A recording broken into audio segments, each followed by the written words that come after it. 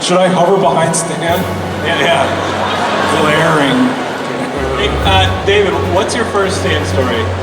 Okay, everybody has their first Stan story. When Stan had either told a story or an issue that really touched their life.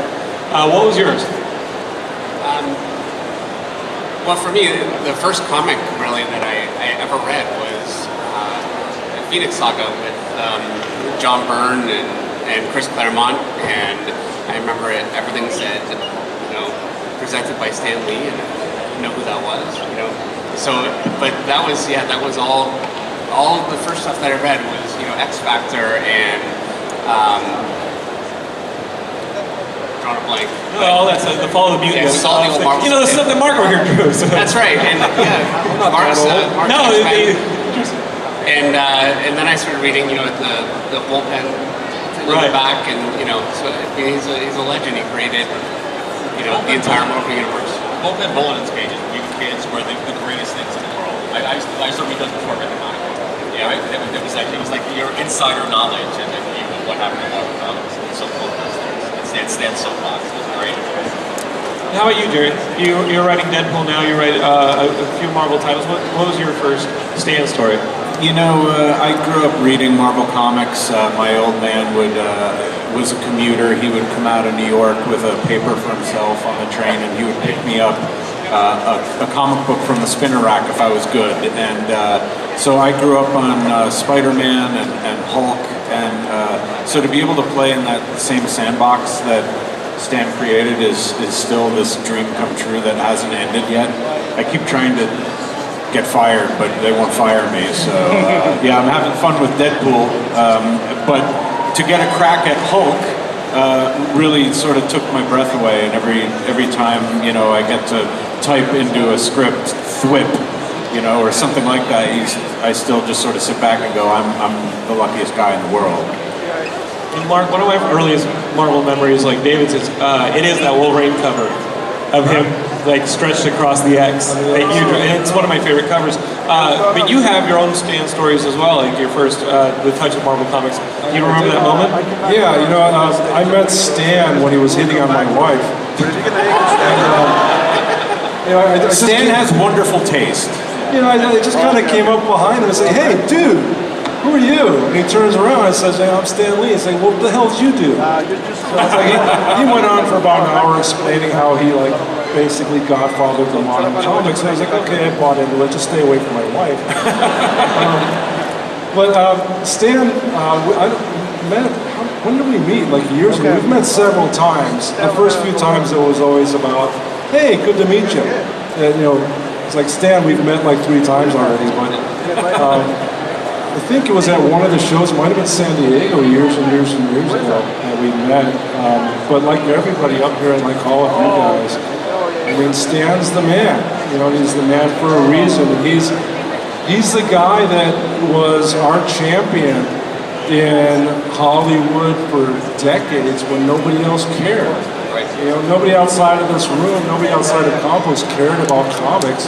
And he was the guy that went pitching ideas to Hollywood. He was the comic book guy that had to fight for respect and basically paved the way for all of us. There's a reason why there's a Deadpool movie today, and it's because of Stan. There's a reason for that. And of course, guys who talk better than I do. No, think about what this culture looks like without Mr. Lee. I mean, it doesn't exist. This culture does not exist. Oh, they'd probably be sitting here watching some sexy-looking dancers or something instead. Hey, incidentally, have you tried looking at yourself on the screen behind you? It's much more fun. It's wonderful. They're lucky. Well, look at that giant Easter Island head of mine.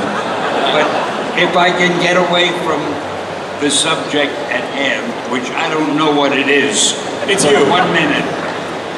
I have a crusade that I'm going on, and I want to enlist your help. And this is very important. I want all your help too.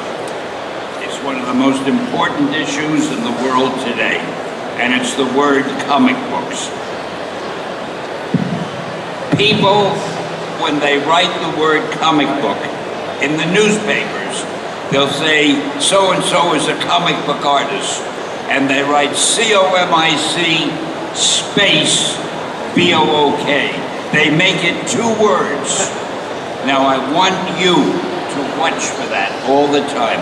If you see anybody writing comic book as 2 words, you report them to me or call the police. Because comic book means a funny book. But if you make it 1 word, C-O-M-I-C-B-O-O-K, then it's its own particular type of literature. It's a comic book. So remember that.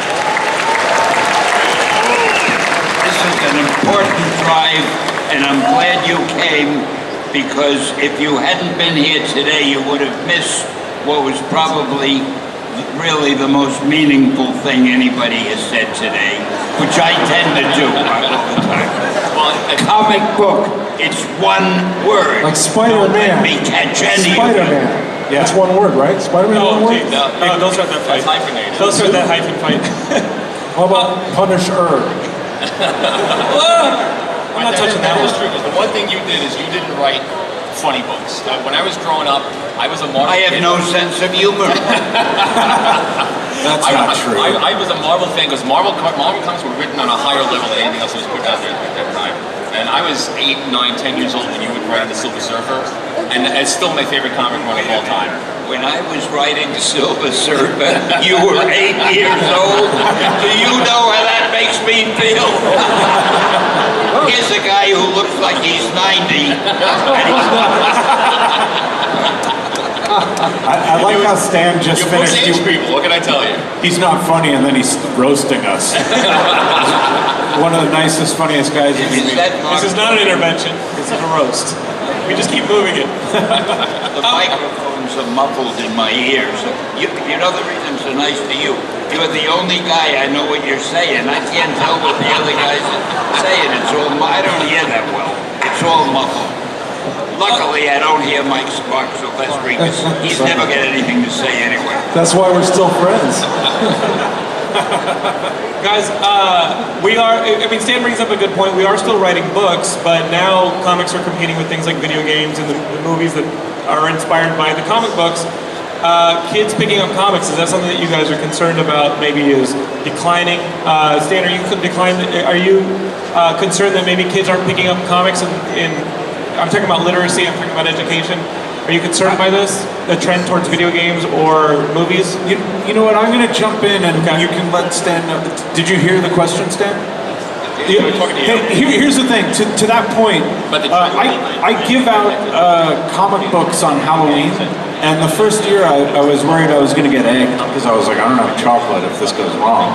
But the kids went crazy. I mean, I ended up going in and I gave away 3 long boxes of books that I had bought, and so there is this hunger.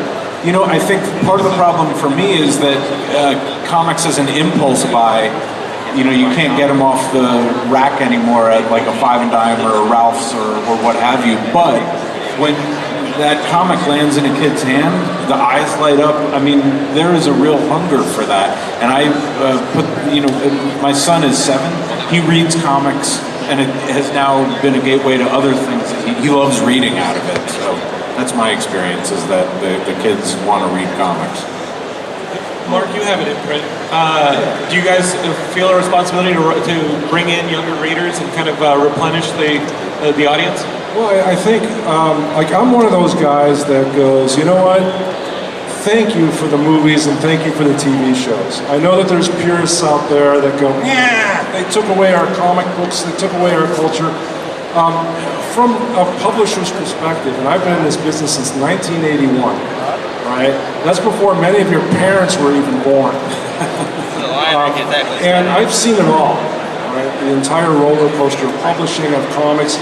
And I truly believe that we have comic books today because movies like Iron Man happened. I often say that Robert Downey Jr. saved comic books. And I don't mean that really as a joke at all, because Marvel had so much in the basket writing on Iron Man, and they had to prove that you could be successful without being Batman and without being Superman. And it worked. And it worked primarily because of Robert Downey Jr. and the costume was awesome.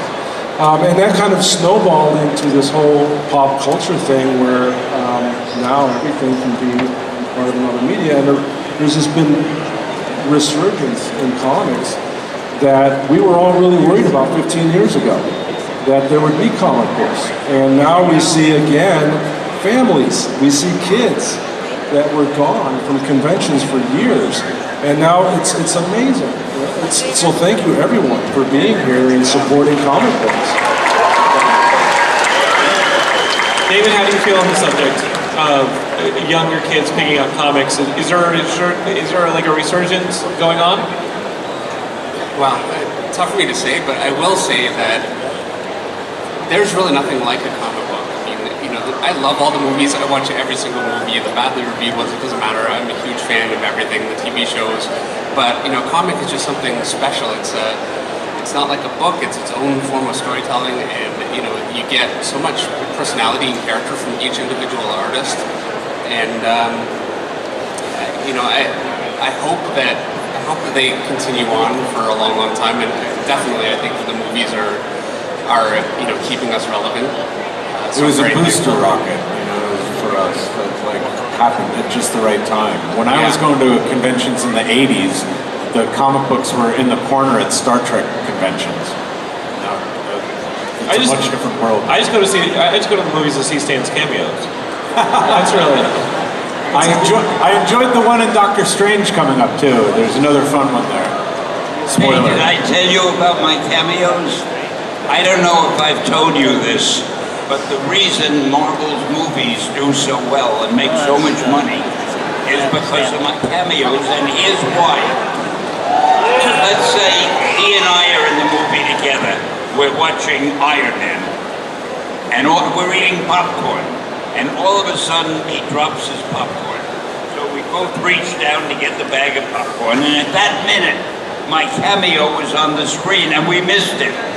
Now the movie ends, and he turns to me and he says, "We missed Stan's cameo."